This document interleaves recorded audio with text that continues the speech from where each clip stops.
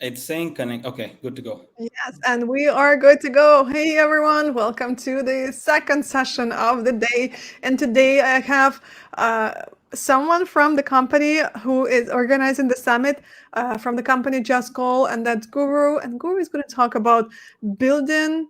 No, hold on. About what was the topic, Guru, that you're talking about? The CX flywheel.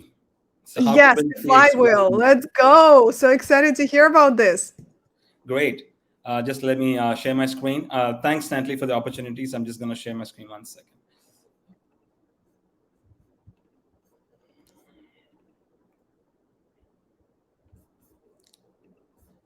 I hope you can see my screen.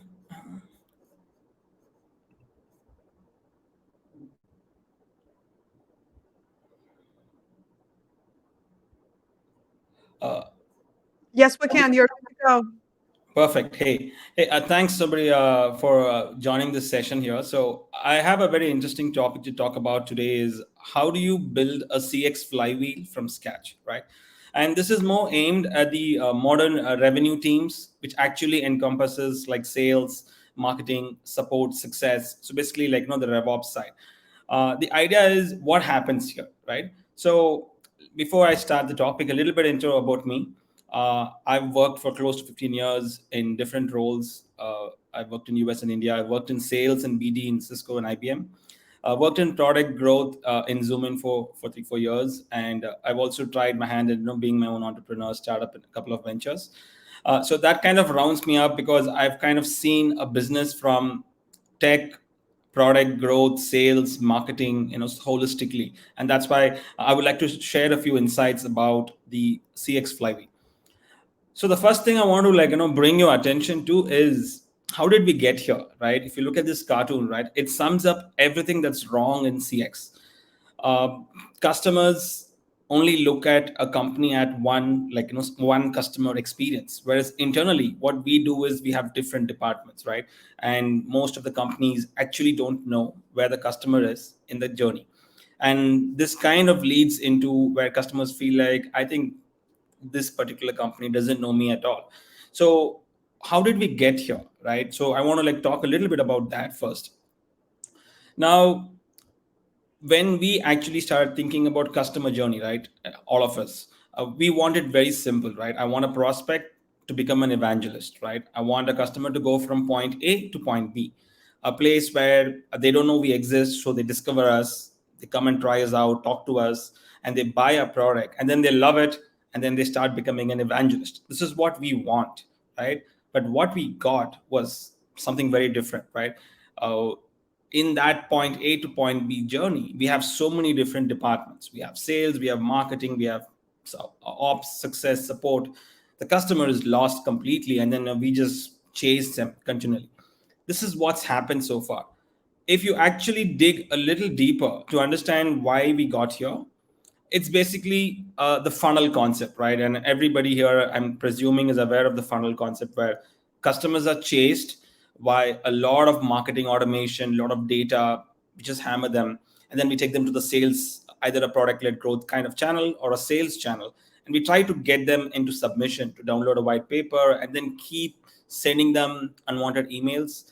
And then, even if they become a customer, right, later, post sale, the success and support area is where we kind of lose track of them. And this is all as part of the funnel. And many of you are already aware of the flywheel concept. um, why that's very important is customers are right in the middle, and the whole universe revolves around your customers. It doesn't matter what different departments you are. You're only thinking about CX, you're only thinking about customer experience. And that's the kind of topic that I want to talk about is how do you build a CX flywheel and make that your new revenue engine, right? So sounds exciting. Let's jump into it. What we think is a flywheel has four concepts, right? Four F's, we call it, that enable you to kind of deliver customer centricity. Now, these four are divided into foundation, flow, fuel, and feedback, right? So foundation is basically like, what are the basics? Where do I start? If you're starting today, what do I do first? Right? That's foundation. Flow is, okay, in my business, in my kind of environment, how do I engage customers? What are the possibilities? And then once you have these two pillars in, you talk about, okay, how do I elevate it? How do I add speed to my customer experience? And the last thing is feedback. Like, can we continually improve this journey flywheel? So I'm going to go into it one by one. Feel free to ask your questions and I'll touch base on them. So strong foundation. So if you look at it, like in the last 20 years of B2B entire revenue engines, people are set with, like, strong CRMs, help desk solutions, some kind of marketing automation as well. And if you're just starting to build it today, for all those startup founders here, look at how do you, what can you choose, right? What is the basic tool you can choose for CRM, help desk? That should be sufficient, and kind of have a cloud telephony along with it, right? When you look at foundation, what differentiates a strong foundation in today environment is powerful native integrations, right? They're no longer a luxury as it was a decade ago.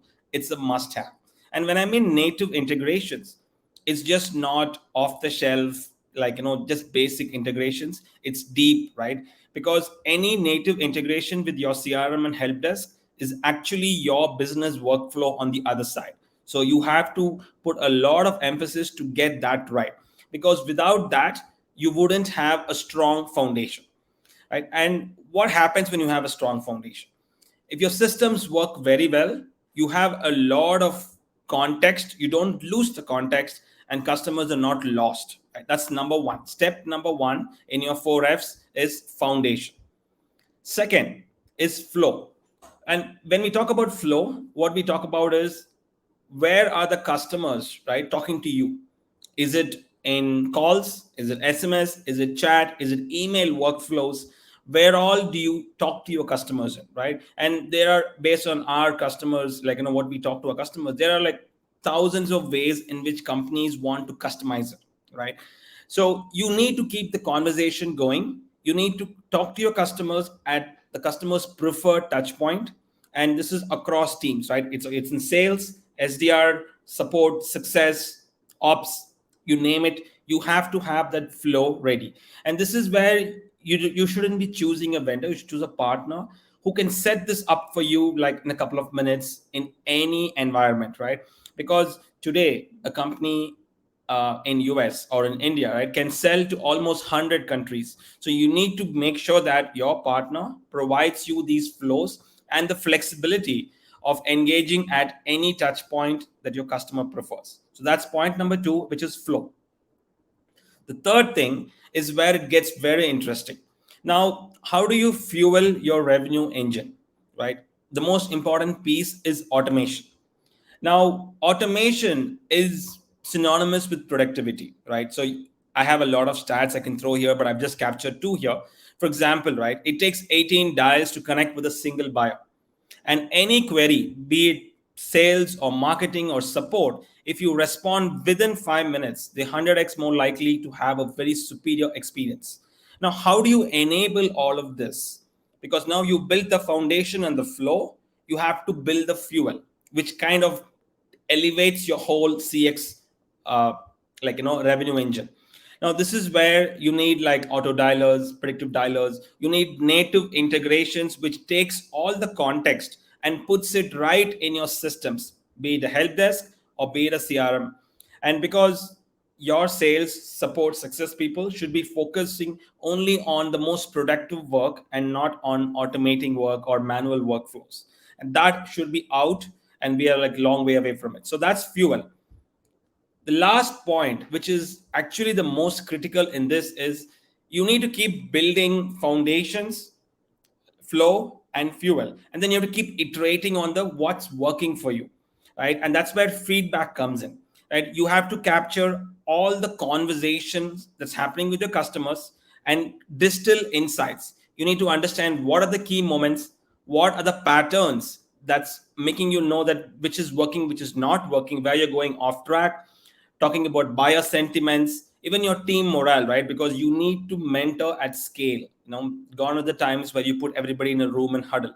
It's all automated, it's at scale, because this is the place where you take your first three pillars, which is foundation, flow, and fuel, and drive it like 10x speed. And that's where feedback in real time matters. Those are the 4 pillars for your CX like revenue engine, right? How do you build a CX flywheel? So I'm just going to sum it up again so that everybody understands it. Foundation, flow, fuel, feedback. What goes into it is your CRM help desk and a telephony solution for your foundation where native integrations matter. And in flow, it's more about all the customer touch points that you need to be addressing. And fuel is where you remove all manual work and make it automated so that your team, be it sales, success, support, or marketing, just focus on what matters, the most productive element of the work. And last is feedback to drive your flywheel 10x. I hope you understood all of these concepts. So we're going to have a lot of templates and we're going to make it available on our website. You can go download it. You can read more about the content. You can engage on a call with us as well to help you understand it more. And thanks for the opportunity to letting me talk to you for a couple of minutes. And any questions you have on this, you can just email me. My email is guru@justcall.io. And I'll be very glad to talk to you and help you out in this journey of building a CX flywheel. Back to you, Natalie.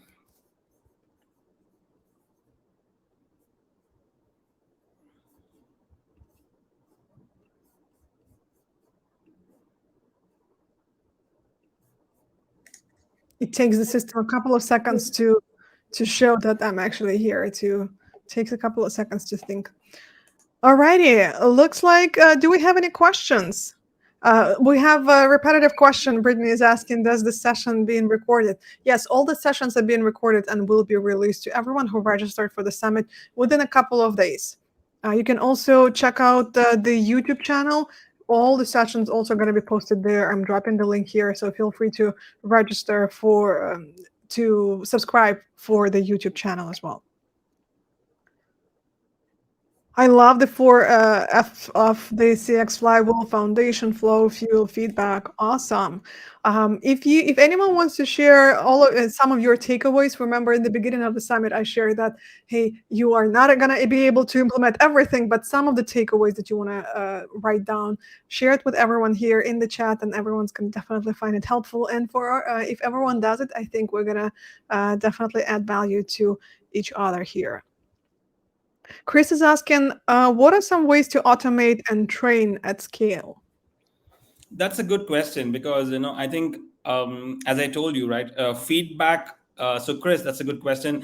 Feedback is where you elevate your CX flywheel like 10x. Now, how do you automate and train at scale, right? So let's talk about one channel, which is your calls you have with your customers and SMSs, right? These conversations that you have with your customers and prospects, that will be mapped to a particular sentiment. So let's say the system, like, Justcall IQ, for example, right? You can choose any vendor, but what we will do is we'll analyze all your calls. We'll be mapping it to a buyer sentiment. And if we know the end result, which we would know because we are mapped to your CRM or marketing automation or help desk, so we can assign weight scores to know like which call is working, what is the sentiment of the customer, what is the sentiment of the sales or the success person, and how was the call, like, what was the disposition of the call. So if we capture this on a daily basis, so what happens is you start identifying patterns. When you identify patterns, and that makes it easy for a sales manager to manage his team, or a vice president of sales to manage his team, or a success or support to kind of take the best behavior, best patterns, and kind of train everybody by making them listen to those 5 calls, like, on a weekly basis. So let's say you start on week 1. In week 2, like what are the top 5 calls in sales, support, success, and you say, okay, this is what we need to capture, and you can make everybody listen to the same thing. You can train, you can capture the sentiments. And what's even getting beauty is it's not just about post call. It's not like after you finish the call, that analysis is great, right? But what happens is, like, even if you're doing it very proactively, you can start setting those triggers, like some phrases, something that you want to cover. Is it sticking to a script? So all those proactive triggers can be used even during call for somebody like a manager or a senior person in any of the team to join the call and kind of mentor the team right then and there as well. So it becomes very valuable for any team to just automate that function where you just identify patterns.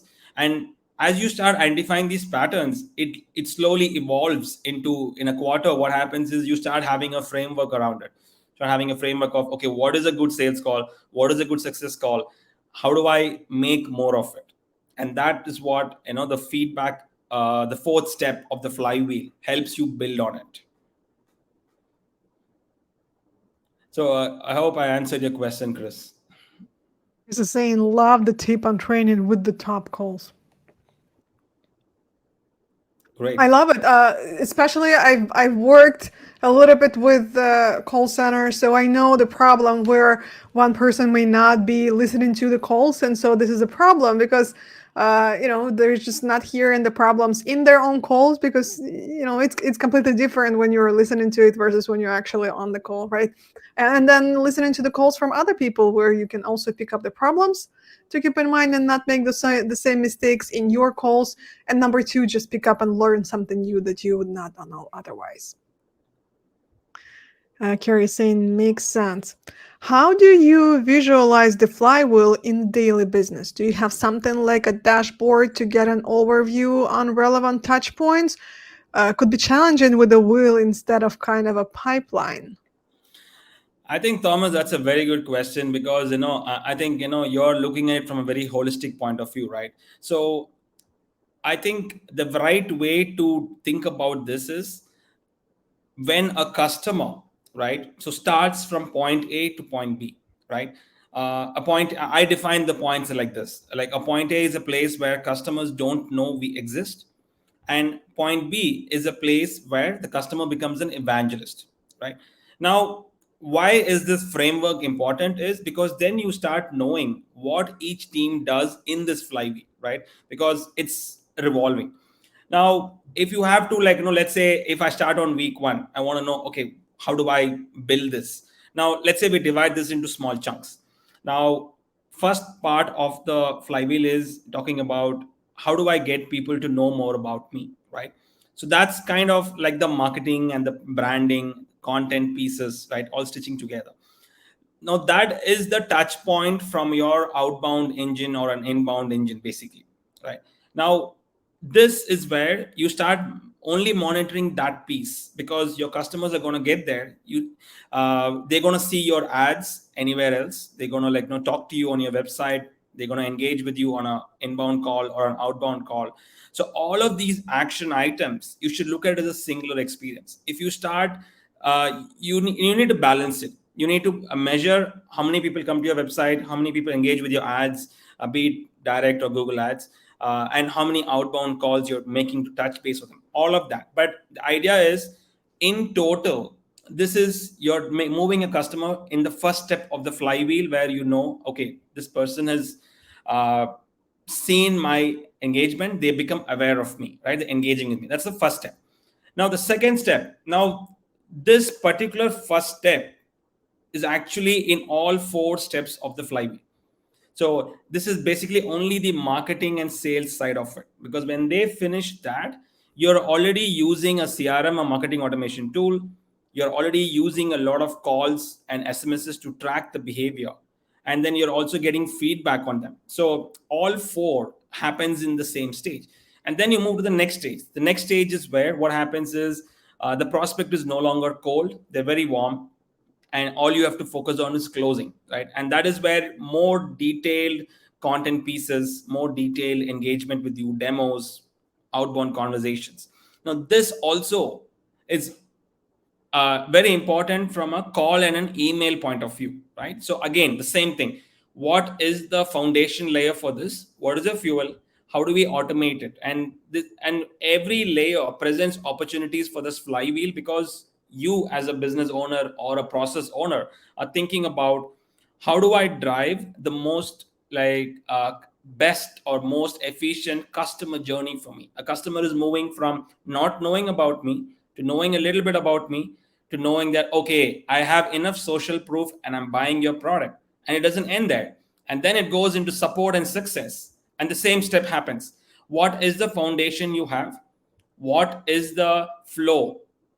like in your support and success team, is it largely inbound or outbound? Is it over email or chat or call or SMS, right? So all these flows. And then the fuel, what pieces of it can I automate? How do I get the context in my CRM solutions? And then the feedback. So you asked a very dense question, so that's why my answer is also a little dense, because the point is there's a lot of ways to look at it, but the idea is to not lose sight of the entire customer journey by just tracking 5 metrics. It's kind of like, you miss the forest for the trees. Deepti is asking, in what ways can we constantly fuel our clients and keep their enthusiasm up? Okay. I think, like, this is a very interesting question to look at, because for a customer, it is just one experience, right? They don't care about how your internal silos are. And this is what happens, right? Like, I'm sure everybody here has had that call with a support team, some product, right? And they say, hey, tell me what's wrong. And then you just tell them, I've spoken to 3 of your colleagues and you don't know what the problem is. I have to repeat myself again to you, right? So, and everybody has gone through it. This happens because what happens is, like, there's a line. On this side there's a customer, and on this side there are different teams, and they just care about their metrics, and that holistic customer experience is lost, right? And the customer comes and says, I'm only engaging with this company, but then I don't know your internal teams, I don't know internal processes. So the most important thing that any company can be thinking about to keep their clients looking is, how do I continually improve my customer experience, right? Because they're going to judge me by any touch point. It doesn't matter if your sales is awesome and your support is bad. They're going to only remember the support. They're going to remember only that experience. They're like, yeah, I didn't have a superior customer experience. So it's all about touch points. Every touch point matters, and your customers couldn't care less about how your teams are structured internally. They couldn't care less, right? They all care about is, I am talking to this company. And I think the best example I would say is maybe Apple, right? You walk into a store, you see the website, you talk to the support team, you get almost a very similar experience because they're focusing on it, right? Any other hardware products that I've used, I've not had that kind of an experience, because they'll be like, oh, this is a different team, you need to talk to them. So, and there is a lot that a B2B companies can learn from something like Apple, to kind of mimic and say, okay, how do I think about a customer, the holistic experience, so that they're always going to know, okay, this company experience is amazing. Because that, in I think we're almost there, where customers are only going to choose a product based on the entire customer experience, not on just one team. And that's where this is a seminal moment to start thinking about, how do I get my customers from a prospect to an evangelist, and how do I maintain that level of experience? Awesome. Any other questions? Feel free to drop them in the chat, or you can raise your hand and I'll add you to the stage. We do have a couple more minutes to ask Guru a few more questions, if there are any left. All right. Guru, anything else to add? No, I mean, I think it was a good presentation. I think I'm gonna have this content out there. So for all the people listening to this conversation, we're gonna make a small template around it, so that you can download it. You can start looking at it. You can ask yourself, like, okay, what else can I do to build a CX flywheel, and how do I go about setting it up? So Thomas and Chris, Carrie, thanks for all those questions, because that's a very nice question you asked, and it made me cover the entire breadth of my presentation. But we're going to have this content on justcall.io, so you can just come and check it out, have a look, and if you want any more questions or anything to talk, you can just email me as well. Guru@justcall.io. Awesome. Thank you, guys. Thanks a lot, Guru. Bye, everyone. I'll see you in the next session.